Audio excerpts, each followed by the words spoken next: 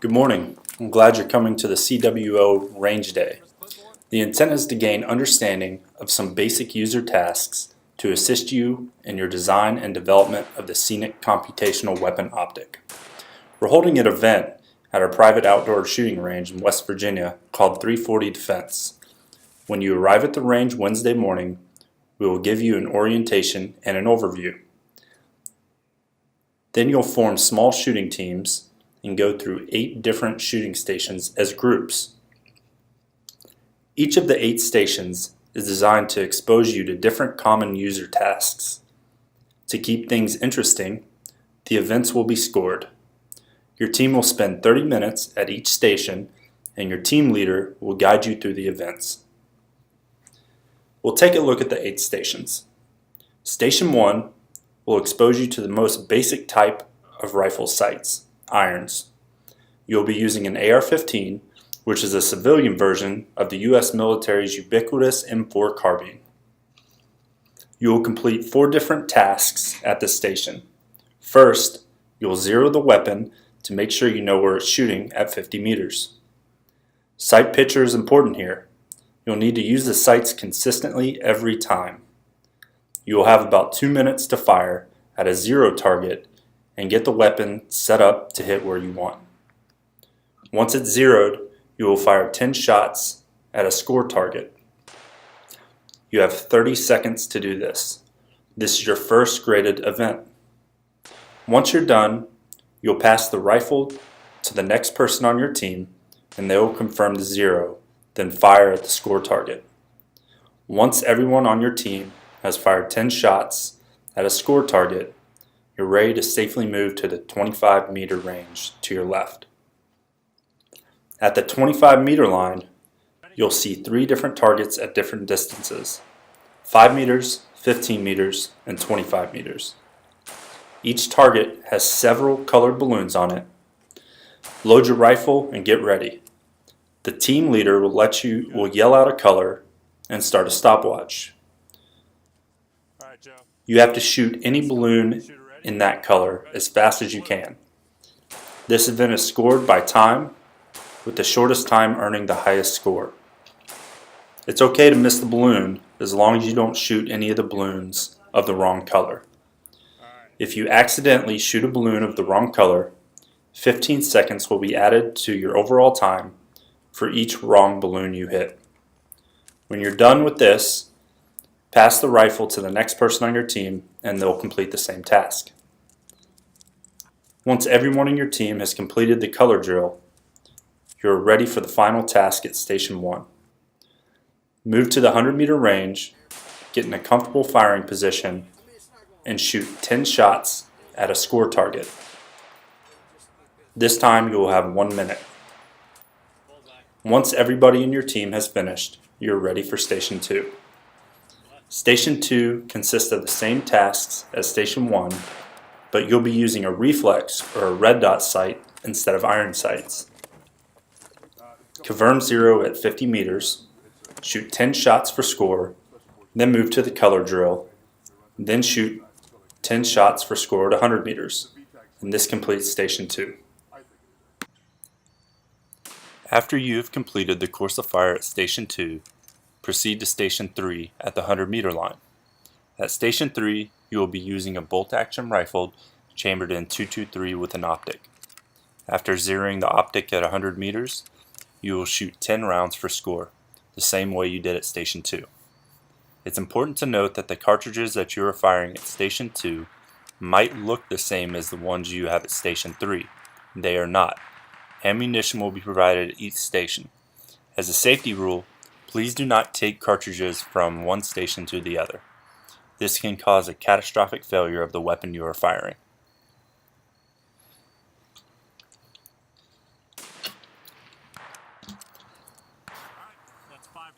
Station 4 will be at the 400-meter range. With your 100-yard zero, you will calculate your ballistic solution and dial the appropriate amount of elevation and windage to hit the target at Station 4. Station 4 will be for record fire. You will have 1 minute to fire 10 rounds at the appropriate target. The course of fire for Station 5 is the same as Station 4. except that you will be firing a bolt-action .308 rifle at this station.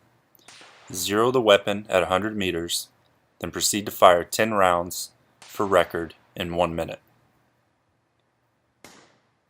Station 6 is the balloon drill. This course of fire consists of 4 balloons at 200, 300, and 400 meters. You will be using the same .308 bolt-action rifle you did on the previous station. The team leader will call out the color and distance of the target to be engaged. It is up to you and the team leader to calculate your ballistic solution to dial on your scope.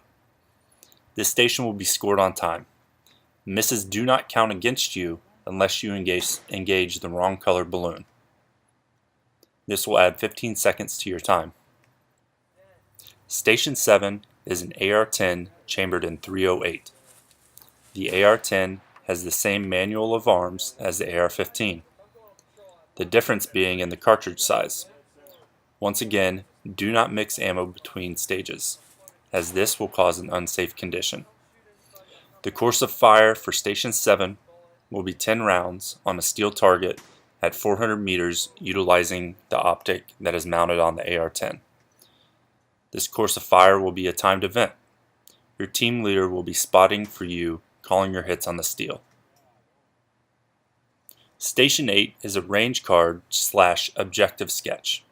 Here's a video of Joe explaining how to create a range card. Yeah. Hey guys, it's Joe. Going to discuss Station 8, the last station, the non-shooting station in the round robin for range day.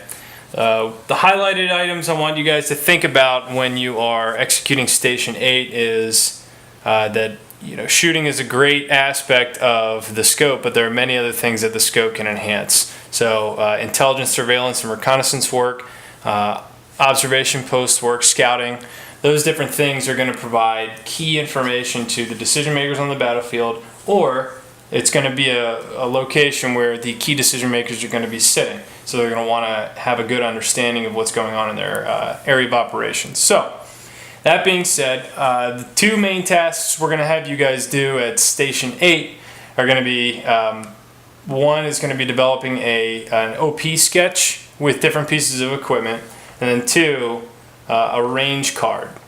So an OP sketch, I'm going to go over that first. The basic, what we're going to give you is you're going to arrive and you're going to see kind of a graphical depiction of the range that we're operating at. You're going to have some ideas, take in where north is, things like that. And then we're going to leave that graphical depiction. You're going to go on the other side and you're going to simply draw what you see and estimate distances and directions to the nearest 10 degrees and the nearest 10 meters. All right? Sounds good. I'm going to show you guys how to draw an OP sketch. So, an OP sketch, the first thing that you need to understand is you're essentially taking your point of view, your perspective, and then you're going to flatten it out on a piece of paper. An important thing to note is that you don't ever really need to draw too much sky, so you're going to take a third of your page, roughly, and you're just going to mark that off as the sky, and this is where your horizon is going to begin. So take 2/3 of your page and leave that for the ground that's in front of you. So we're going to start here, and we're going to draw the horizon roughly as we see it. Could have some trees, some hills. We roughly want to keep at the top third of the page. All right. So you can anticipate where we're sitting. You're probably going to have close to 180-degree field of view, but you can annotate it as 120, 180, whatever you see fit. I'm going to do this one at 120 degrees. So I'm going to anticipate that north is over here. So I'm going to annotate that as such. Draw a north-seeking arrow showing that north is right here. I can then estimate that roughly 2/3 of the way across the screen, or my piece of paper, is going to be west. So I'll annotate that as such. Now, the next thing you want to do is you're going to want to plot your friendly elements and things, key terrain features that you see. So the first thing I know is that the road is going to go off to the side, kind of like this. All right, so I'm going to draw my road and kind of do a quick little way to draw someone's attention to that. And the next thing I know is that I have directly in front of me, I see a friendly element, so I'm going to put him pretty close in. I'm going to draw a square, and I'm just going to simply annotate him with an X in the middle to show that he's infantry. give him a little section sign, 2 dots on top. That's not as important, but as long as you understand that he's friendly because you don't know the military doctrine, that's important for you to understand. Next, I know off towards the right near the road, there's another guy at a little greater distance, so I'm going to annotate his friendly position here. And then I have 2 other friendly positions at a closer distance, but way off, almost southwest or west-southwest. I'm going to put them here and here. Next, what I'm going to do is I'm going to display the different ranges that I see and where I think my enemy targets are going to be. So off to the side here I have a long range. And kind of show the distances over here, how great that is. I'm going to have a target kind of out here. I'm just going to show that. There's my enemy target. I have another one that I see, so I'm going to spot him. Then I'm going to work my way back across. I see another range here kind of in a similar direction but not exactly parallel, where I see my second individual. Now it's a little bit shorter distance, so I'm going to show his guy a little closer, the targets that he's engaging here. And then my last 2, I see another range, again, not parallel but pretty close. I see a guy on the side of that. Again, targets are at a closer distance. I'm basically showing the top torso silhouette as my enemy here. And then I have my final short range over here where I see a guy kind of in between them. And I have several targets at a much closer range. And I'm going to annotate them as such. Alright, the next thing I'm going to do, so I have my cardinal directions here. I'm going to take an estimation on distance and direction to each one of these enemy targets. Alright, so from my position, if I'm sitting here, right by the little house, so if this is me, I am going to guess that this farthest target all the way to the left is approximately, given that we think west is over here, I'm going to say that it's approximately 210 degrees. Alright, and because he's a little bit further away than these closer targets, I can think that they're all approximately 10 meters apart, so I think this guy is approximately 65 meters away. Again, nearest 10 degrees, nearest 10 meters. The next, I think he's a little bit right of that, so I'm going to say 215 degrees, and I'm going to say he's approximately, we'll give him 55 meters away, because we said we think they're 10 meters apart. And I'm going to repeat this process and go through and analyze everything across the spectrum. Once I have a good idea of where I think each one of these targets are, this is going to become my engagement list, or the different types of targets that I think I'm going to have to either gather intelligence on, surveillance, reconnaissance, or engage with my weapon system. So this is our sector sketch. The next thing we're going to do is we are going to draw, if time permits here, a simple range card. And this is another way to graphically depict things that we think are in our essentially our sector of fire that we're going to have to engage.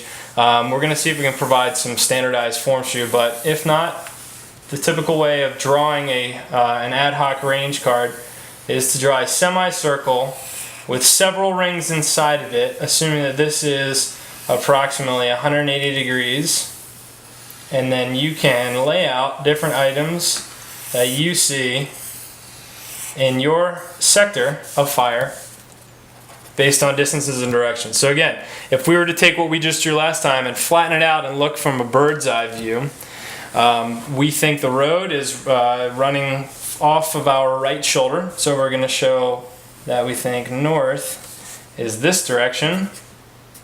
I'm going to annotate north. I'm going to draw my road in here. I think it's kind of parallel. And here's my road. I am going to then discuss, display the trees that I see in the background, so I can kind of do some foliage here. Doesn't need to be that great of a drawing, but you need to kind of depict that there's foliage off to the back left, a little more thick foliage over here to the right. There's some foliage over here. And then what do I have in between these areas of foliage? I have my lane 1, which is where I see my first friendly element right here. So I'm going to draw that friendly square, 2 dots. I'm going to show that I think this is the target reaches out to here. I'm going to draw that target again. I'm going to see, alright, here's my second one coming in. I think it goes as far, but I think my friendly element is a little bit further away. I'm going to draw this box, show that he is right there. I'm going to then draw the target. I don't think it's quite as don't think it's quite as far as the last one, so I think it's right here. And I'm going to continue this process around until I get all the way over here to essentially almost the south. So this is about, again, 180 degrees. We'll draw it all the way around. Once I annotate where everything is on this map, instead of putting distances and directions out there, I can extrapolate the distance here and I can note it down. I can say target 1, and it's going to be, let's call that, let's say 275 degrees.